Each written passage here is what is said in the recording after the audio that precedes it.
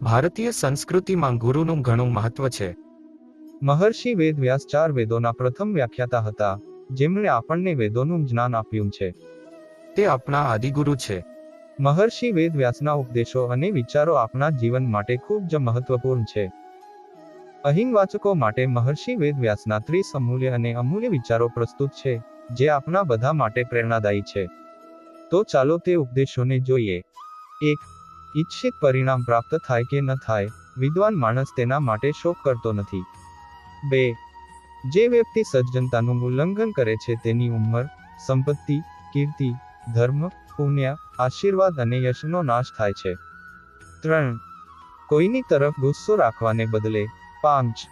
તમે તમારા માટે જે ઈચ્છો છો તે બીજા માટે પણ ઈચ્છો. 6. જે વેદ અને શાસ્ત્રોના ગ્રંથોને કંઠસ્થ કરવા માટે ઉત્સુક છે પરંતુ તેના સાચા તત્વને સમજી શકતો નથી, તેને યાદ રાખવું નકામું છે. 7. જે વ્યક્તિ ક્રોધિત વ્યક્તિ પર ગુસ્સે થવાને બદલે માફ કરી દે છે, તે પોતાની જાતને અને ગુસ્સાવાળા વ્યક્તિને મોટા સંકટથી બચાવે છે. તે બંનેના રોગોનો ઈલાજ કરનાર ડોક્ટર છે. 8. જ્યાં કૃષ્ણ છે ત્યાં ધર્મ છે અને જ્યાં ધર્મ છે ત્યાં વિજય છે. 9. જેનું મન શંકાથી ભરેલું છે તેના માટે ન તો આ જગત છે, ન પરલોક, ન સુખ છે. 10.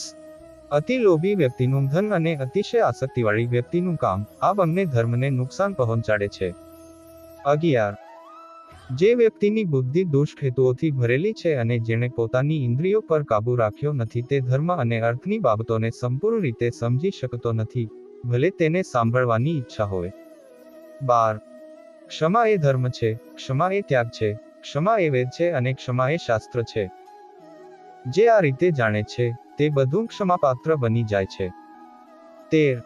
સ્વર્ગ પ્રાપ્તિ કરતાં મનમાં સંતોષ હોવું એ સૌથી મોટું સુખ છે.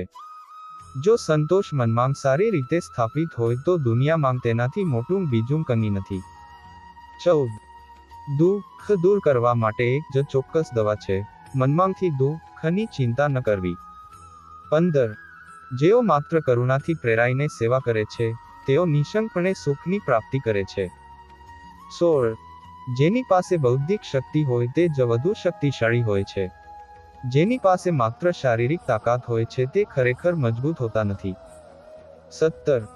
જે વ્યક્તિની બુદ્ધિ નાશ પામે છે તે હંમેશા પાપ કરતો રહે છે. પુનઃ કરવામાં આવેલ સારા કાર્યોથી બુદ્ધિમાં વધારો થાય છે.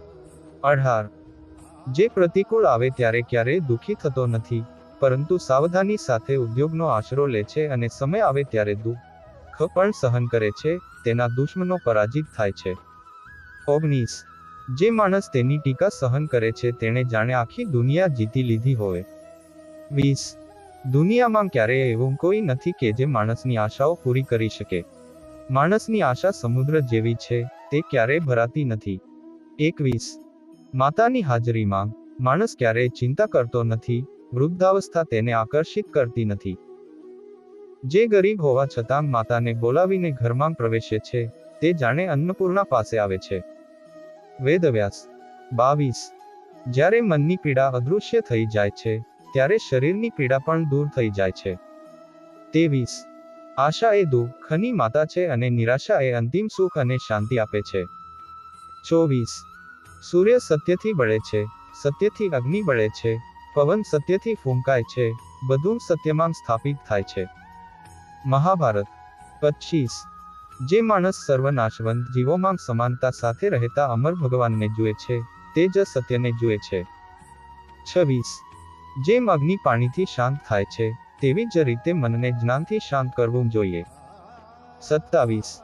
સ્વાર્થના અનુકૂળ અને પ્રતિકૂળ પરિણામોથી જ મિત્રો અને દુશ્મનો બને છે. 28. ઉપકાર કરનારનો ઉપકાર ક્યારેય ન ભૂલવામાં માનવ જીવનની સફળતા રહેલી છે. તેની દયા કરતાં તેની ઉપર મોટી કૃપા કરો. તમારા જીવનને એક ઊંચા ધ્યેય સુધી લઈ જવા માટે મદદરૂપ થાય એવા આવા જ નવા વિડીયો જોવા માટે અમારી ચેનલને સબસ્ક્રાઇબ કરો. તો ચાલો મિત્રો મળીએ એક નવા વિડીયોમાં. ત્યાં સુધી જય શ્રી કૃષ્ણ.